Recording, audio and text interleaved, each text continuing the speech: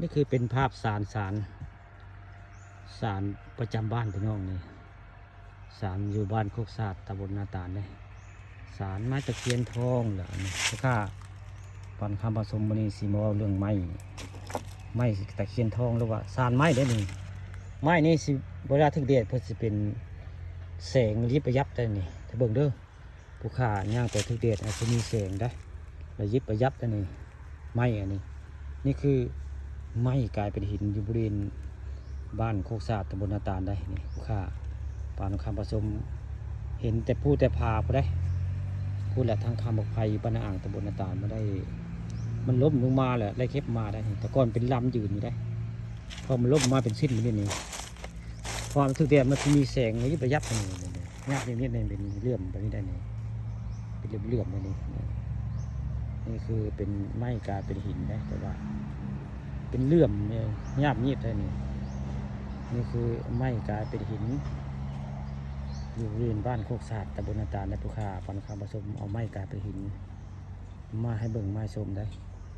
ไม้นี่เพิ่นกลายเป็นหินเลื่อมได้นี่เลื่อมยับยิบได้นี่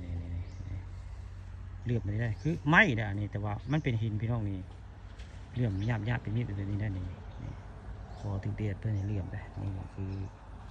ไม้กลายเป็นหินเนี่ยเขาเจ้าว่ามีเทพภูมิเทวดาได้สิงสถิตอยู่ในต้นไม้อันนี้คือไม้กลายเป็นหินนี่เขาเจ้าว่าคำทีประหันไปนี่ก็อันพวกผีปอบย่านเขาได้อันนี้ตะเกียบโบราณเขาได้อันนี้ไม้กลายเป็นหินอันนี้ผีปอบย่านได้เพราะว่าเป็นมีเทพเทวดาสิ่งสถิตอยู่ในไม้นี่ได้จะกลายเป็นหินพี่น้องนี่คือไม้กลายเป็นหินของผู้ฆ่าปันข้ามผสมอะไรเก็บมาแต่ผู้แต่พาไปได้เห็นเป็นยืนไว้ใบเป็นยืนเป็นลำมีได้บ่มีใบได้มันล้มลงมาเลยเก็บมาอันไว้ในเฮือนในซ่านไว้ง่ายนี่เป็นสิริมงคลพามพูนเฮือนซ่านนี่คือไม้กลายเป็นหินแล้วพี่น้องนี่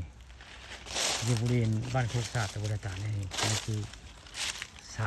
ารไม้กลายเป็นหินแล้วอันนี้ก็แม่นนะอันนี้ไม้อยู่ในน้ำแต่นี่ก็หินคือกันได้นี่ไม้อยู่ในน้ำแต่เพิ่งกลายเป็นหินนี่คลิปมาใต้น้ำพอได้นี่